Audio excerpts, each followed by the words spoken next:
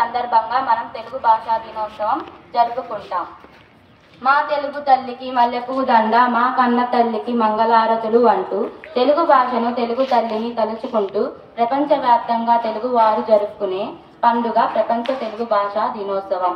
వ్యవహారిక భాష ఉద్యమ నాయకుడు, తెలుగు కవి గిడుగు వెంకటరామమూర్తి గ్రాంధికంలో ఉన్న తెలుగును వ్యవహారికంలోకి మార్చేందుకు ఉద్యమించి విజయం సాధించారు. ఆయన జయంతి సందర్భంగా ప్రతి ఏటా ఆగస్టు 29 తెలుగు భాషా దినోత్సవం జరుపుకుంటాం. తెలుగు భాషను ప్రోత్సహించడం, తెలుగు ప్రజలలో భాష చైతన్యాన్ని పెంపొందించడం ఈ దినోత్సవం ప్రధాన ఉద్దేశం. మాతృభాషను సంరక్షించుకుంటేనే భవిష్యత్తు. ఆంధ్ర హోంశాఖ సర్వే ఆఫ్ ఇండియాతో కలిసి నిర్వహించిన ఒక అధ్యయనం ప్రకారం దేశవ్యాప్తంగా 19,500 కంటే ఎక్కువ భాషలు, మాండలికాలు ఉన్నట్లు తేలింది. అయితే వీటిలో చాలా వరకు అంతరించిపోయే ప్రమాదంలో ఉన్నాయి. ఉపాధి అవకాశాలు ప్రపంచంలో ఏ మూలనున్నా వెతికి పట్టుకుంటున్న ఈ రోజుల్లో వివిధ భాషలు నేర్చుకోవడం సర్వసాధారణం. వాటిలో ఆంగ్ల భాష అభ్యాసం అత్యంత అవసరం.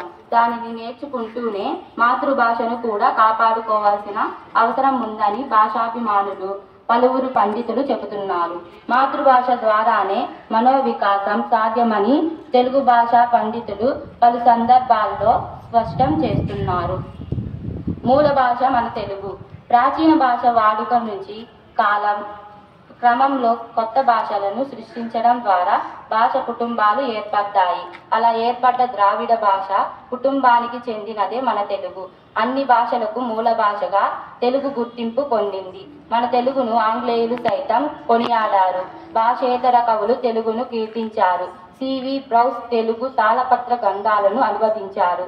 వెనీస్ చెందిన వర్తకుడు నికోలా డా కాంటి తెలుగును ఇటాలియన్ ఆఫ్ ది ఈస్ట్ గా వ్యవహరించారు. శ్రీకృష్ణ దేవరాయలు దేశ భాషలందు తెలుగు లెస్స అన్నారు.